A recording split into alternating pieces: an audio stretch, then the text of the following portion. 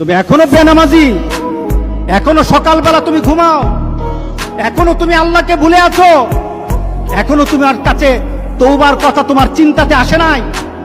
তুমি অনেক কিছু হতে পারো, তুমি মুসলমানের কাতারে থাকবা না। তুমি অনেক কিছু হতে পারো, তুমি ইসলামের কাতারে থাকবা না। যারা নামাজ পড়ো না, তুমি টের পাও না, মসজিদের দরজা তোমার জন্য বন্ধ হয়ে যাবে। তুমি মনে রেখে দিও, মসজিদের সাথে তোমার সম্পর্ক তোমার হয় নাই, তুমি জান্নাতের দরজাও তুমি খুলতে পারবা না। নামাজের ব্যাপারে আমাদের কোনো সহজতা নাই, কোনো কম্প্রোমাইজ নাই, কারোর সাথে আমার সম্পর্ক নাই। নামাজ আছে তো সম্পর্ক আছে, নামাজ নাই আল্লাহর সাথে তার সম্পর্ক নাই, আমার সাথে তার কোনো সম্পর্ক নাই। আপনি ঘোষণা দেন, পরিবেশ সুন্দর হয়ে যাবে, তওবা কবুল হবে, আল্লাহ আমাদেরকে রক্ষা করবেন, আল্লাহ আমাদেরকে রক্ষা করবেন ইনশাআল্লাহ।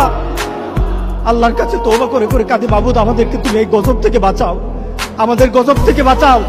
আল্লাহ যেন সবাইকে হেফাজত করে, আল্লাহ যেন সবাইকে হেফাজত করে। নামাজ যারা পড়ে না, ঘাড় ধরে ধরে তাদেরকে আনেন। কেন নামাজ পড়বা না? তুমি মুসলমান, এই মুহূর্তে তুমি আমরা এক কাতারে দাঁড়াই। এটা যদি আপনার সন্তান হয়, ধরেন নামাজ পড়তে আসো। মুহাম্মদ সাল্লাল্লাহু আলাইহি সাল্লামের কথা কঠিন ছিল নামাজের ব্যাপারে। রাসূল সাল্লাল্লাহু আলাইহি সাল্লাম বলেছেন, তোমার সন্তান 7 নামাজ শিখাও, তোমার সন্তান 10 নামাজ না পড়লে তারে পিটাও। কে বলেছেন? কে বলেছেন? রাসূল বলেছেন। তাহলে রাসূল কঠিন হলেন না? নামাজের ব্যাপারে কঠিন না? নামাজের ব্যাপারে আমরা কখনো সহজ হব না।